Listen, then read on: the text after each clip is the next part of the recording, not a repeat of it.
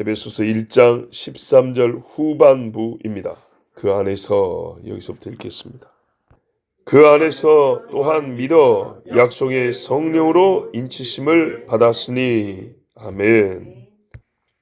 우리를 인친 분은 성령이고 이 성령은 본문에서 뭐라고 부르냐면 그 약속의 성령이라고 합니다. 성령을 수식하는 말로 여기서는 뭘 이야기하냐면 약속이 되어 있었던 성령이 오신 거다 이렇게 말을 해주고 있습니다.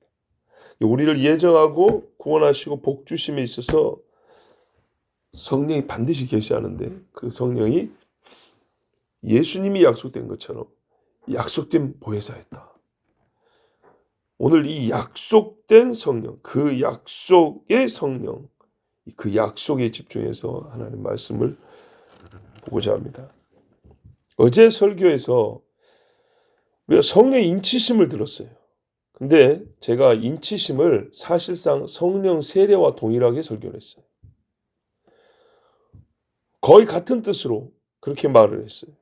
그래서 의문을 가질 수 있어요. 인침을 성령 세례라고 말할 수 있나? 이 질문이 혹시 있을 수 있는데 그 질문에 대한 답은 이제 오늘 이 설교 중간에 자연스럽게 얻게 될 겁니다. 자, 먼저 약속의 성령이라 했으니까 성령이 약속됐는가? 한번 그것부터 우리가 확인을 해보자고요. 사도행전 2장에 보면 오순절 성령 강림 사건이 있죠. 이 일에 대하여 사람들이 놀랐어요. 새 방언을 하고 담대하게 복음을 전하니까 이거 어찌된 일이냐? 술 취한 거 아니냐? 그러니까 베드로가 한 말이 뭐냐냐? 이는 곧 선지자 요엘을 통하여 말씀하신 것이니 선지자 예언된 그 일이라고 말했어요. 그러면서 뒤에 쭉 나오는 말들이 말세 내가 내용을 모든 육체에 부어주리니 요 일이 성취된 것이다 그랬어요. 그럼 말세냐? 2000년 전인데 그렇습니다. 왜 말세냐 그러면 히브리서에 보면 마지막에는 그 아들을 보내서 이렇게 돼 있어요. 그래서 아들이 오심으로써 그때부터 말하면 이제 아들이 올라가셨죠. 그때부터는 재림만 기다리는 거예요. 마지막이라고 그랬어요. 지금은 우리 한자표로 말세 지말, 말세의 마지막 이렇게 표현을 하죠. 자, 그러면서 여러 예언들 하고 있는데 그 예언의 성취 중에 아직까지 안 이루어지고 이루어지고 있는 일도 있어요. 맨 처음에는 뭐냐면 내가 내 영을 모든 육체에 부어주리니 너희의 자녀들은 예언할 것이요. 시작이 됐죠. 사도 때부터. 근데 지금도 이거 우리 복음서가 부르지 않아요? 예언할 것이요. 환상을 보며 꿈을 꿀 그죠? 지금도 이 말씀이 이어지고 그러니까 그 말이에요. 그때부터 계속 중단됐다라는 식의 그런 은사 중지론을 비롯하여 성령의 어떤 역사가 없다는 식의 신학들은 비성경적이고 반성경적인 것들이에요. 그럼 그런 복음서 부르지를 말든지 또 신나게 불러요. 근데 뭐라고 맨 마지막에 누구든지 주의 이름을 부른 자는 구원을 받으려 했는데 해가 변하여 어두워지고 달이 변하여 피가 되라. 이건 요한계시록 기하고 똑같죠. 그러니까 계속 이루어지고 있는 중이에요. 근데 언제부터요? 오순절부터. 근데 그 오순절은 뭐래요? 약속된. 만약에 오순절이 약속된 성령이 아니면 이 마지막 때도 약속된 성령이 아니겠죠. 근데 동일하게 약속된 성령이 하신 일이다. 에스겔 36장에 보면 이스라엘에 대한 이야기죠. 망에 자빠진 이스라엘, 돌아올 이스라엘. 그러면서 그들에게 하나님이 어떤 역사를 이루어주냐 할 때 뭐라고 하냐면 36장 저기 26절 27절쯤 오면 또 새 영을 너희 속에 두고 새 마음을 너희에게 주되 너희 육신에서 굳은 마음을 제거하고 부드러운 마음을 줄 것이며 또 내 영을 너희 속에 두어 이렇게 돼 있어요. 너희로 내 율례를 행하게 하리니 너희가 내 규례를 지켜 행할지라. 자, 이전에는요 그냥 율법만 던져줄 때는 못 지킵니다. 근데 성령이 임하면 어쩐다고요? 율법은 기본이라고요. 기본. 거의 나시린처럼 산다고요. 나시린 거룩 성결.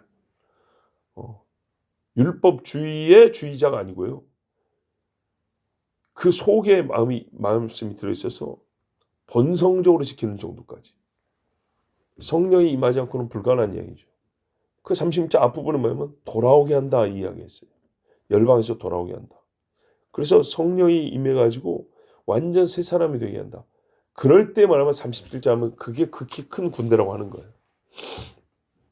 그 전에는 군대가 아니에요. 그 전까지는 뭐예요? 그냥 마른 뼈다고요. 근데 어떤 의미에서는 예표적으로 그 일의 예표적으로 보이는 이스라엘이 돌아와서 나라를 이루게 해주셨어요. 근데 하나님이 원하는 거는 하나님이 하시겠다는 거는 보이는 강대국 이스라엘이 아니고요. 진짜 영이 새롭게 되어 일어나는 극히 큰 군대를 얘기하고 있어요. 거기까지. 아직 거기에 이르지는 못했어요. 근데 이들을 모으시는 데부터 해서 그리 이제 시작되고 있는 거예요. 자, 분명히 여기도 영을 둔다 그랬어요. 어디? 이 속에다가. 약속에 있죠. 여러분 세례 요한이 회개의 세례를 준 거 있죠. 그죠? 크게 봐도 예수님에 대한 설교인데 엄밀하게 예수님에 대한 설교. 엄밀하게 예수님에 대한 설교. 뭐 옷 없는 자는 나눠주고 뭐 이런 건 말고 그냥 딱 저 예수 할 때 크게 세 가지 주제로 설교합니다. 예수님에 대한 설교를. 첫째, 세상 죄를 지고 하나님 어린 양. 속죄양이다. 잘 아시죠? 두 번째, 성령과 불로 너에게 세례를 주시리라. 기억나죠? 셋째, 심판한다.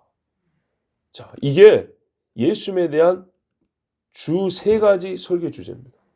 그러면 우리가 저희 같은 목사가 예수님 설교할 때 요 이야기가 균형을 이루어야겠죠.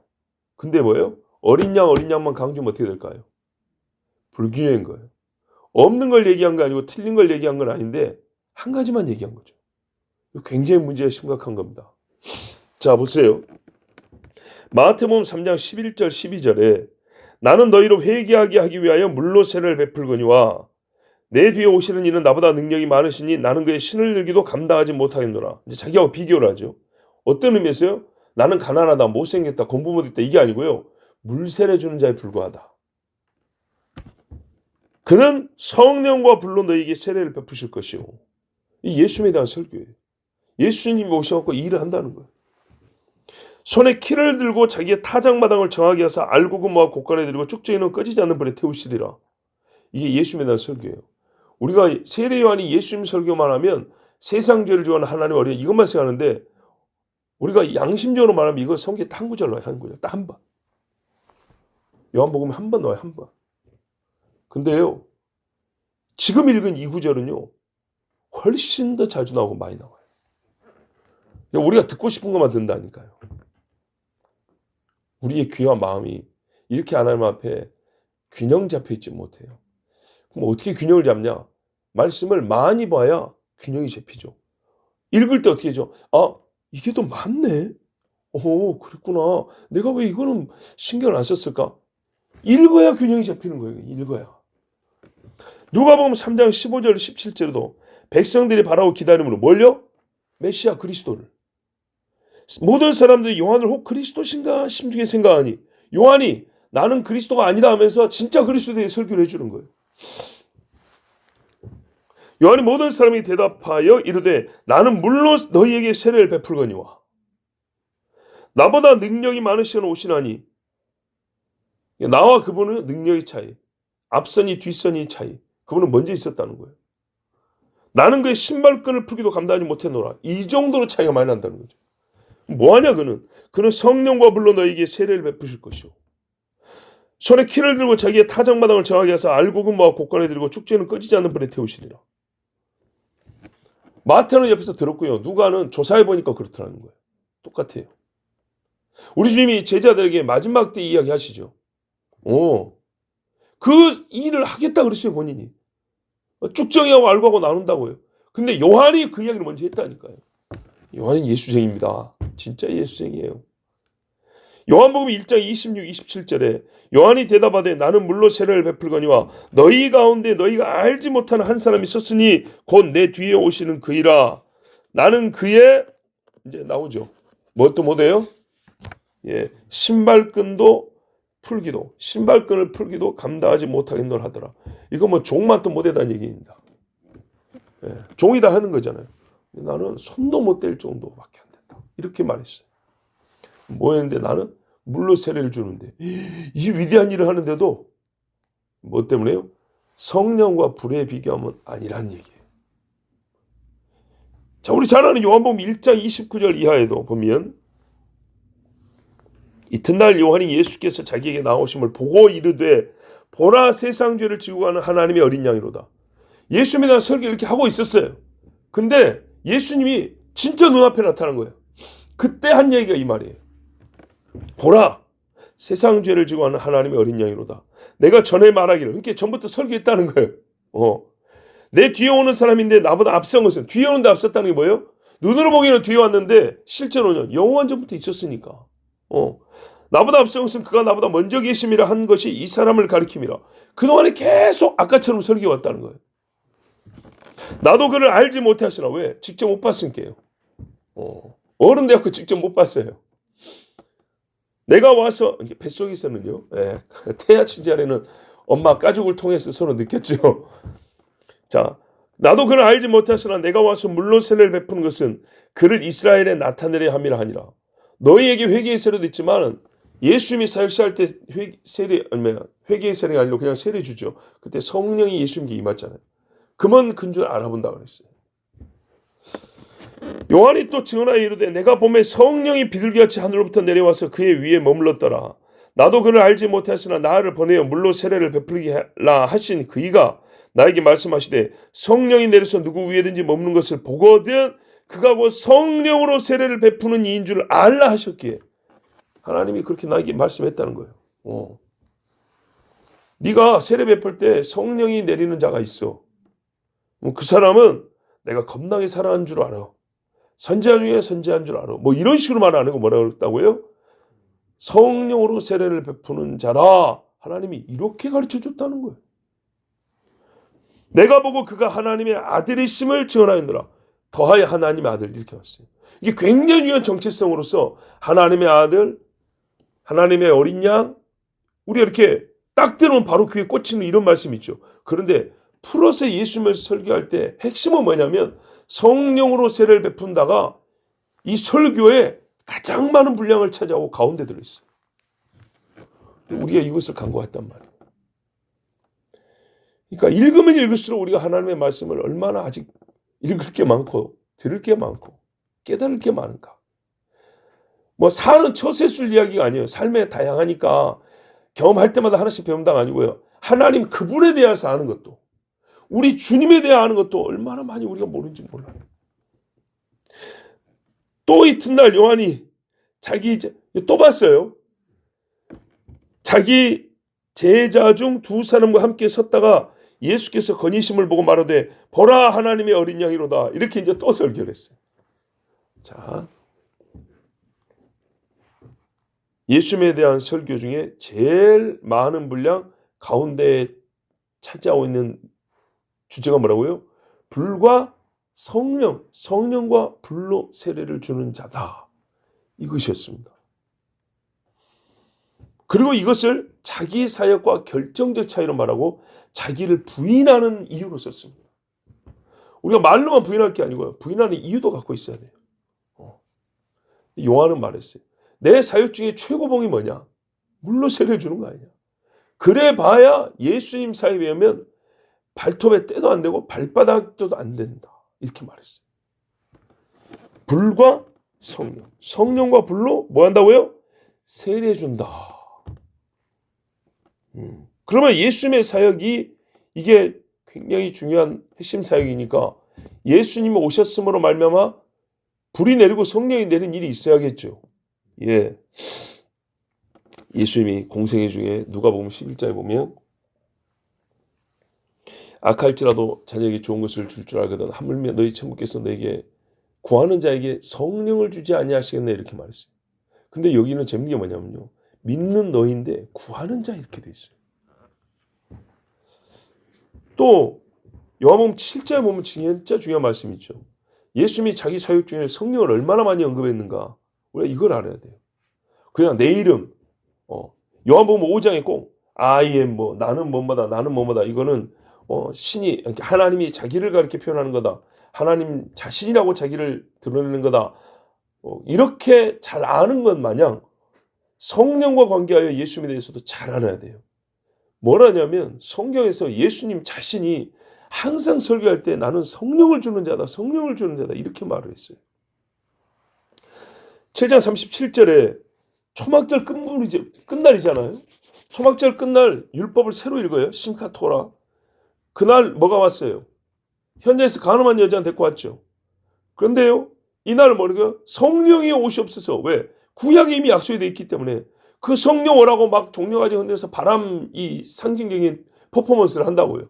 왜? 바람과 성령이 같은 루아흐니까. 바람같이. 성령을 한 사람 바람같이 임한다 그러죠. 그 이야기를 한 거예요. 그래서 유대인들이 초막절에 이 성령이 임하기를 바라면서 이제 구약 시편은 여호와의 신이 임하기를 바라면서 퍼포먼스를 한단 말이에요. 그날 예수님이 하신 설교예요. 명절 끝날고 큰 날에 예수께서 서서 외쳐 이르시되 누구든지 목마르거든 내게로 와서 마시라.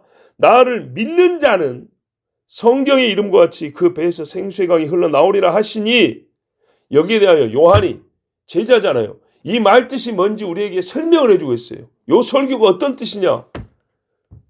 다른 설교는 그냥 하신 말씀만 기록해 놓는데 요한복음에 가끔 보면 이렇게 설명이 붙은 데가 있어요. 이는 그를 믿는 자들이 받을 성령을 가리켜 말씀하신 것이라. 요한이 선생님한테 배워서 아는 거예요.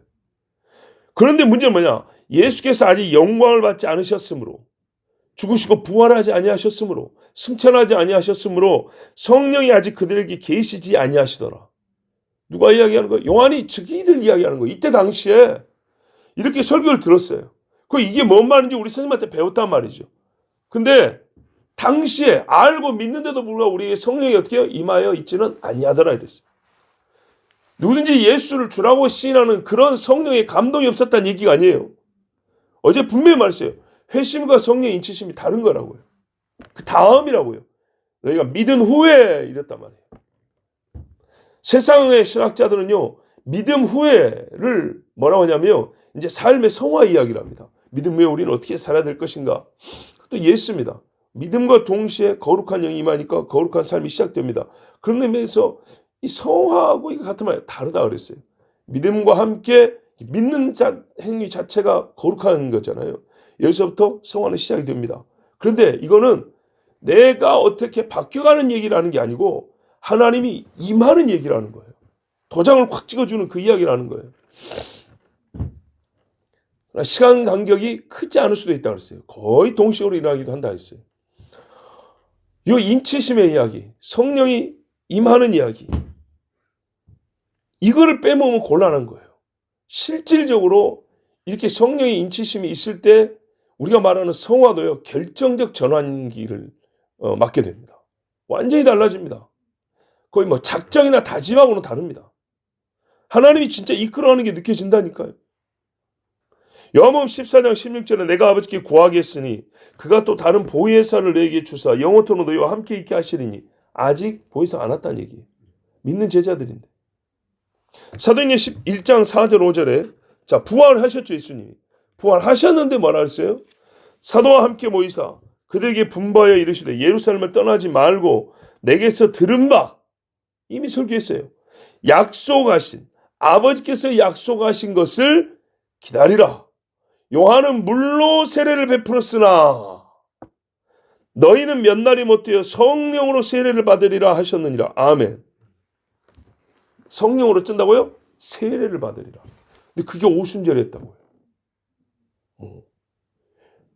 저 미친 예수쟁이들, 예수파 사람들이 이렇게 말한 그 역사적인 날을 말하면 성령으로 세례받는 날 이렇게 말했다고 예수님이.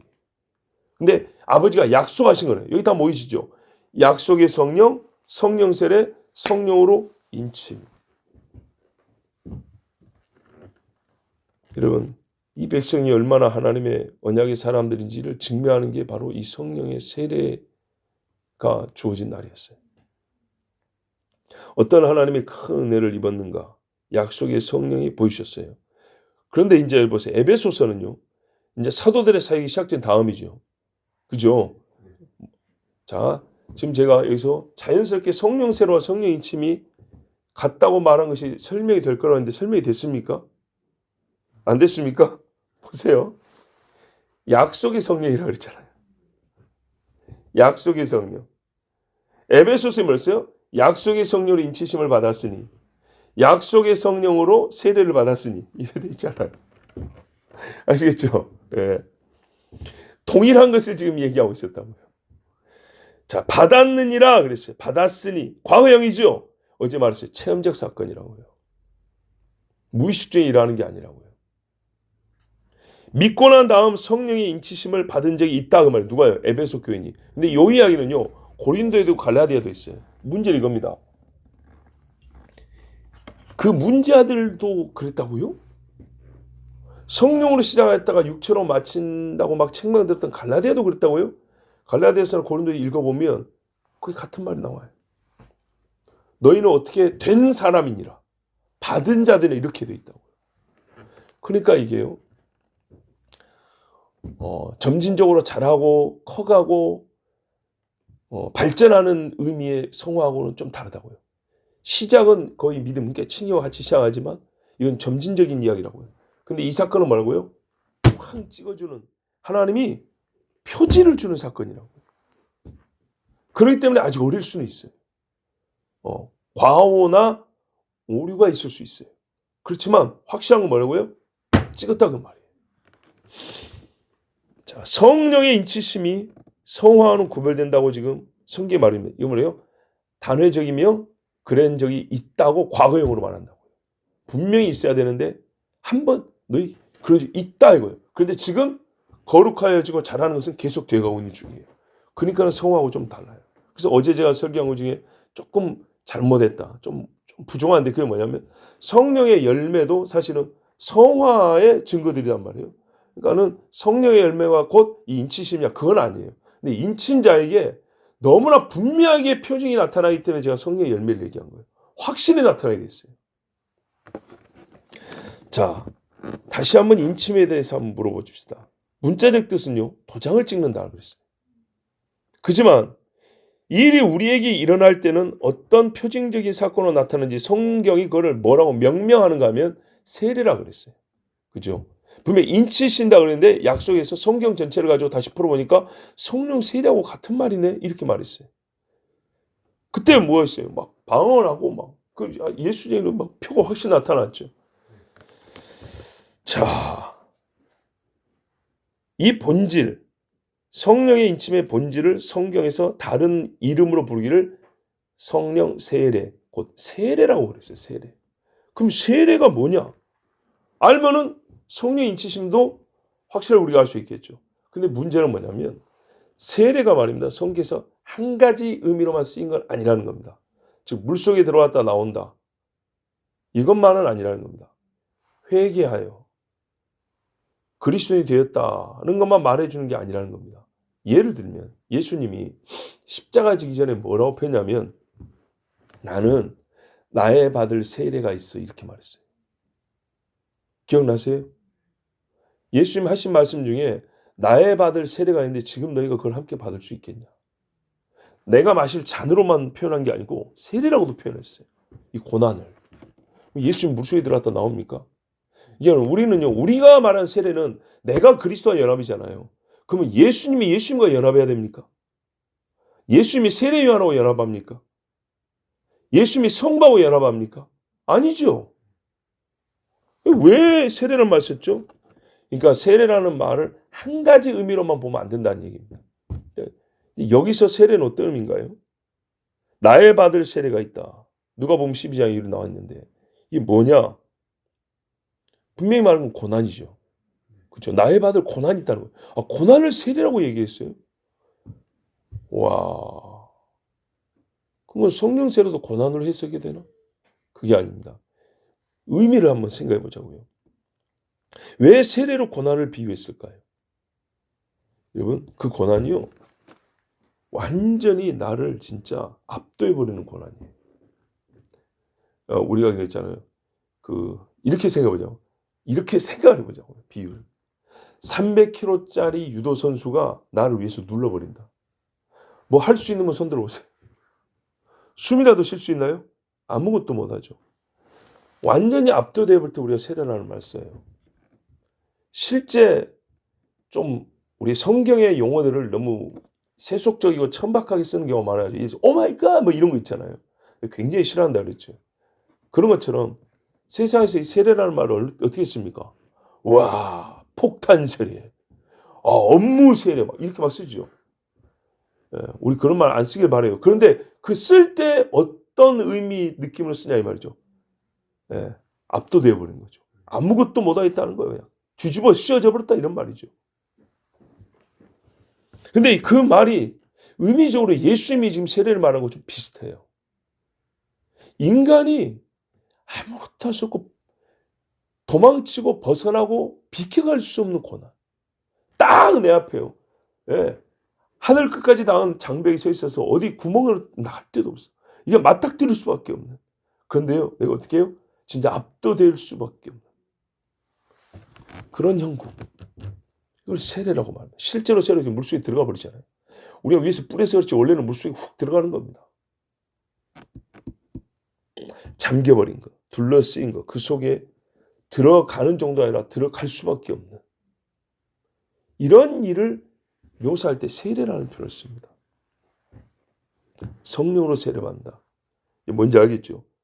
귀신 씌는 게 아니고 성령으로 씌워진 것. 내 생각에 단 한마디도 성령 밖에서 나가지를 못하는 상황. 아시겠죠? 아무리 발버둥 쳐도 뭐 발버둥 치고 싶지도 않아요. 성령이 함께하면. 근데 표현하자면 성령을 헤어나올 수가 없어요. 우리가 만약 그리스도 안에서 그러죠. 그처럼 성령 안에서 완전히 잠겨버려. 맞아도 그냥 성령으로만 두드러 맞는 거예요. 성령이 나를 압도하고 지배하고 완전히 정복해버린 이런 역사를 말하면 성령 세례, 성령 인을 쳤다 그랬어요. 그러니까요, 밖에서 보기에 관점을 밖에서 보기에 이 인간을 어디를 봐도 성령인 거예요. 어디를 봐도 도장을 쳤다는 거예요. 뭐 대갈박에만 봤다는 얘기 아닙니다. 손끝에만 여기다 성령 써있다는 얘기 아닙니다. 이 전 존재가 성령의 사람인 거예요. 그러니까요, 대표적인 이 성령의 세례 인치심의 표징이 뭐냐면 방언이었던 거예요. 언어라는 건요, 그 사람의 존재를 대표하는 것 중에 하나입니다.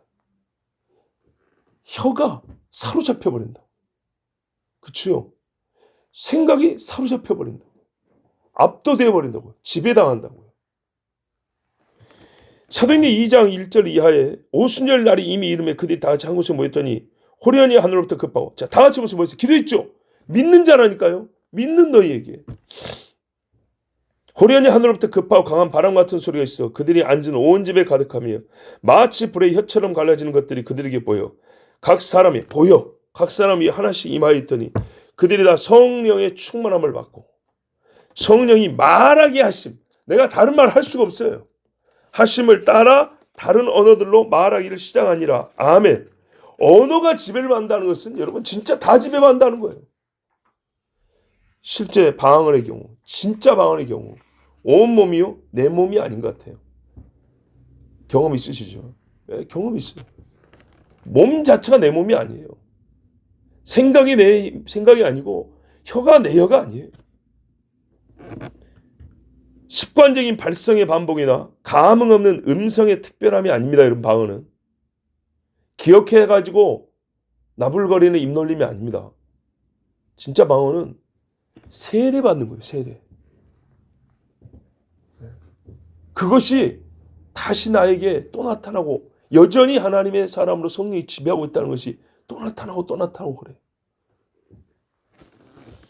성령이 인친 자는 하나님 아버지를 향한 부르짖음이 터져 나옵니다. 그래서요, 아버지가 나온다고요. 예. 이게 속에서 진짜하고 하자는 다르다니까요. 진짜 아버지는 어떻게 거리낌이 없죠. 좋아도 아빠 이러고 오잖아요. 가짜 아빠는요, 안 나옵니다. 아빠라는 음성은 똑같이 낼 수 있지만 어떻게 해요? 그 속에 진실함은 다릅니다. 양자의 영이 부어졌다 그랬어요. 성령을 또 양자의 영이라고 했죠. 아들이 된 거예요. 아들이니까 자연스럽고 확실한 아들로서의 인식과 삶을 살아가요. 말할 수 없는 기쁨과 영광이 충만해요. 그 영의 새로워짐으로 영광의 영, 영의 영광까지 나타나기 시작해요. 그 사람의 영의 영광. 와, 진짜요. 제가 설교 마지막에 하려고 그랬는데 조금 일찍 얘기가 되겠어요. 어제가 아니죠. 제가 새벽 1시가 좀 넘어서 왔는데 어디 갔냐면 남양주에 있는 장례식장을 갔다 왔어요. 육촌 동생이 죽었어요. 육촌 동생은 뭐 저보다 한참 어리들입니다. 까마득한 애들입니다. 24살짜리. 그러니까는 잘 아시죠? 집안마다 장자 집안하고 막내 집안하고 이렇게 좀 벌어지면 조카가 자식보다 어린 경우도 있잖아요. 근데 자식이란다. 그렇죠. 또는 뭐 형제가 자식보다 어린 뭐 그렇게 말해요. 이 육촌 동생들이 뭐 20 몇 살 정도씩 돼요. 근데 그 중에 여자아이가 하나 죽었어요. 말은 안 해요. 왜 죽었을 것 같습니까? 자살일 가능성이 제일 큽니다. 만약에 다른 일이라면 다 얘기를 하죠. 어디 뭐 사고 났니? 그럼 사고 낸 사람한테 뭐 배상을 해라 뭐 난리가 났겠죠. 병이면은 막 진짜 슬퍼 울겠죠. 근데 이리저리 들어보니까 가장 유력한 건 자살이에요. 그래서 그래도 장례를 치른다고 이제 장례식장에서 빈소를 마련했는데 제가 늦게 가기도 했지만은 사실 뭐 음식할 것도 없고 사람도 많이 없고 그 지그사촌 그 또래 애들 몇 명짜리 있고 할머니 그리고 삼촌 고모 이제 이런 분들이 계시는 거죠. 저기 지방에서도 조문을 왔다 갔다 했는데 이제 제가 일이 있어서 좀 늦게 가서 조용할 때도 가고 싶기도 하고 그래서 12시간 넘어서 갔어요. 할 말이 없습니다. 외모로는 참 예쁘게 생겼습니다. 복실복실하게. 그리고 생각해보세요. 이제 24살짜리니까 물어볼 수도 없어요. 왜 그랬냐고 물어볼 수도 없어요. 아버지가 된 오촌 당수, 우리가 보통 삼촌 이렇게 부르는데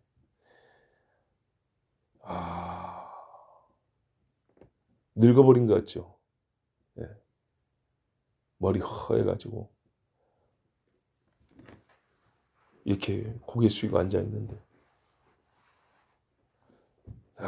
주여 이제 그래서 이제 조문하고 오기 전에 기도합시다 그랬어요. 제가 듣기로 그 삼촌은 예수 믿지 않습니다. 예수를 믿는다는 게 진짜 얼마나 좋은 건지. 그 나머지 식구들도 믿는다고 하지만은 뭐 그렇게 정말 이 뜨겁게 믿는 경우는 또 좀 듣기에 좀 그런 경우는 많이 못 들은 것 같고 하여튼 믿는 식구들하고 또 믿지 않는 식구들하고 어쨌든 같이 기도합시다 했어요. 근데 여러분 뭐라고 기도할까요? 믿는 자가 있고 안 믿는 자가 있고 거기다가 이 젊은 애가 자살해 죽었다는데 거기다 두고 뭔 기도를 할까요? 그냥 조용히 오면 마음 편하죠. 굉장히 부담스러운 자리잖아요. 근데 어제 놀랍게도요. 이 설교를 준비하고 왔단 말이에요. 별로 마음에 부담이 안 되더라고요. 뭐가요? 하나님이 내 입을 책임지시고 사로잡으신다. 그런데요. 기도를 하려고 하고 무릎을 딱 꿇었는데 마음에서 뭔 감동이 올라오는지 압니까? 우리가 하나님의 영광을 찬송하지만 또한 하나님 말했어요. 너희가 믿으면 영광을 보리라고 그랬죠. 이런 표현이 좀 불경이 될지 모르지만 내가 이 사람들 앞에 영광의 기도를 할 것 같은 거예요. 그러니까는 내 속에 있는 하나님의 성령이 빛을 발해서 내 육체를 뚫고 뿜어져 나가. 이 기도말이 몸 밖으로 나가는 것처럼 영광의 영이 뿜어져 나가 이들에게 그 빛이 비칠 것 같다. 비칠 것 같다가 아니고 비친다라는 확신이 드는 거예요. 이렇게 내 속에 있는 영광이, 예, 이런 표현. 그 기도를 했어요. 근데요, 하나님 아버지 딱 하고 기도 시작하는데 그분들에게는 사실 뭐가 필요합니까? 눈물이 필요하죠. 내가 그 동생이라 하지만 뭐 몇 번 받겠습니까? 무슨 친분이 있었겠어요? 눈물이 막 나오는 거예요. 다 울었어요. 그리고 기도하기 전부터 그 밤인데 나만 땀이 나는 거예요. 나만. 이제 영적인 겨루기가 이미 시작된 거죠. 그리고 기도를 마치고 그 삼촌한테 안아주면서 손잡으면서 계속 제가 삼촌교회 기도하겠습니다. 근데 그 자리에서요, 어느 장례식하고는 달리 그 장례식에서 유독 기도가 제일입니다. 하나님 앞에 기도가 제일입니다. 이 말이 연거푸 나오는 거예요. 다른 분들도 너무나 고마워하고 같이 진짜 눈물로 그러고 왔어요. 근데 이제 놀라운 게 또 이거예요. 차를 타고 이제 운전하고 오는데 한 2번 차 타고 얼마 안 돼서 바로 그리고 서울에 들어와서 사랑하는 나의 하나님,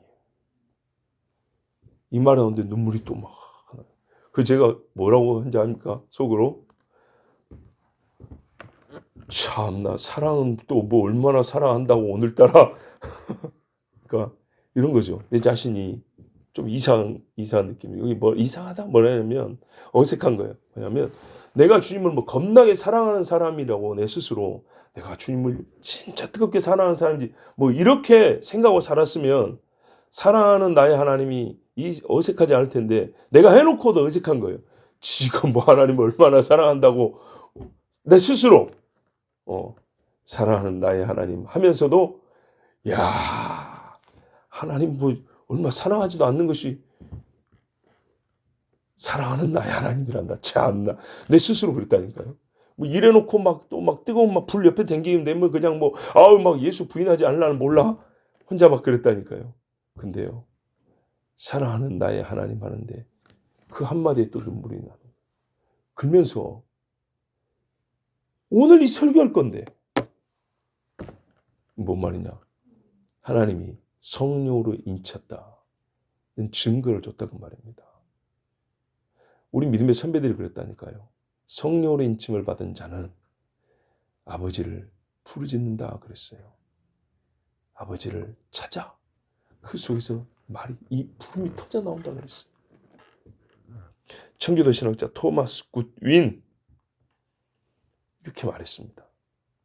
사람의 영혼에 찾아와서 압도적으로 하나님은 그의 하나님이며 그는 하나님의 것임을 확신케 하며 또한 하나님께서 영원전부터 그를 사랑하심을 확신케 하는 빛이 있다. 그것은 보통 믿음의 빛 이상의 빛이다. 이렇게 말했어요. 본인이 경험하고 지금 쓰는 거예요. 미국의 위대한 청교도 신학자 조나단 에드워즈, 이분도 이렇게 고백했어요. 1737년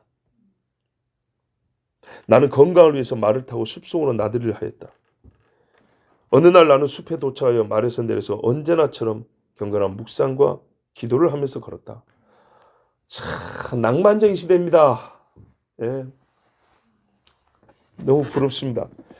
그때 나는 특이한 생각을 하게 되었다. 하나님과 사람 사이의 중보자이신 하나님의 아들의 영광, 그의 놀랍고 위대하고 충만하고 순전하고 꿀같이 단 은혜와 사랑, 온유하고 자애로운 겸손 등이 아주 특별하게 생각되었다. 고요하고 은근하게 보이는 이 은혜는 하늘보다 위대해 보였다. 그리스도의 인격이 흠없이 훌륭해 보였다. 내가 생각하기로 한 시간 동안 그런 일이 계속되었는데 이때 그리스도는 모든 생각과 모든 마음의 상상을 사로잡기에 충분한 탁월한 위대함을 지니신 인격으로 보였다. 번역문이지만요. 그 대부분의 시간 동안 나는 그만 눈물을 홍수같이 흘렸고 엉엉 소리내어 울어버리게 되었다. 그래서 뭘 확신했습니까? 나는 구원받은 하나님의 자녀이구나. 이거였습니다. 마지막으로 지성인 축에 들지 못했던 설교자 D.L. 무디 이야기입니다. 이분은 숲속은 아닙니다. 나는 전에 없이 울기 시작하였다. 어디에서라도 이런 일이 가능한 겁니다. 이에 대한 갈망은 더해갔다. 만일 내가 예배를 위해서 능력을 가질 수 없다면 더 이상 살아가고 싶지 않다고 느꼈다. 나는 언제나 하나님께서 성령으로 나를 충만케 해달라고 울면서 매달렸다. 그날이 왔다. 뉴욕시 월가. 그 지금 사탄의 도시, 사탄의 거리 아닙니까? 근데 바로 거기서 뉴욕시 월가를 걸어가고 있었다. 오, 그날을 나는 무엇라고 묘사할 수 없다. 나는 그것을 어떻게 말해야 할지 모르겠다. 나는 하나님께서 내게 자신을 보여주셨다고 하는 말밖에는 할 수 없다. 나는 하나님의 사랑의 체험을 어찌나 강하게 하였든지 하나님의 손을 멈추라고 구하지 않으면 안 되었다. 이게 성령의 인치심입니다. 여러분, 너희 믿는 자에게, 구하는 자에게 성령을 주시지 않겠느냐? 말씀 그대로 했고 경험한 사람들 아닙니까? 우리가 존경에 맞지 않는 하나님의 사람들. 정말 하나님께 크게 영광을 돌렸던 사람들. 나는 이분들에 비할 하나님께 영광 돌린 건 없지만 그런 감흥을 내 신앙생활에 갖고 있어요. 그런 체험을 갖고 있어요. 어제도 하나님이 다시 내 스스로 지금 뭐 하나님 얼마나 사랑한다고 오늘따라 이랬다 했죠. 그런데요. 나도 모르게 사랑하는 나의 하나님. 나오는데 눈물이 밤에 운전하는데 눈물이 나니 이게 불편하지. 닦으면서 오는데 주님 나를 이렇게 인쳐주셨습니까? 여러분, 여러분에도 이 체험이 있고 또 있어야 합니다. 에베소 교인들에게 하는 말했습니다. 너희가 받았으니 받았느니라 그랬습니다. 받았느니라가 된 우리 모두가 되길 바랍니다. 우리 모든 교우들이 정말 오늘 이 말씀이 진짜 받았느니라의 이 체험의 과거형으로 바로 나의 말씀이 되기를 축복합니다. 기도하겠습니다. 하나님 아버지 감사합니다. 오늘 우리를 사랑하시고 또한 성령으로 인치사 주여 내가 아버지 부를 때 내 심장이 요동하게 해주셔서 감사합니다. 주님을 부를 때 코끝이 찡해지고 눈물이 맺혀 흐르게 그렇게 우리를 사로잡아 주셔서 감사합니다. 하나님의 말씀이 송이꿀보다 달며 기도는 내가 가진 어떤 힘보다 강한 능력이 되게 하심을 감사합니다. 주여 너희가 그 약속의 성령으로 인치심을 받았느니라. 아멘. 우리에게 이 일이 있는 줄로 믿습니다. 또한 아직 없는 우리 교우들이 있다면 꼭 아버지 이 약속의 성령으로 인쳐주시고 바로 그 일을 사모하는 영혼들이 되게 하옵소서. 오직 성령의 사람, 오직 그리스도 예수 안에 있는 사람, 오직 하나님 아버지의 자녀된 주의 모든 백성이 되게 하여 주시옵소서. 예수 그리스도의 이름으로 기도하옵나이다. 아멘.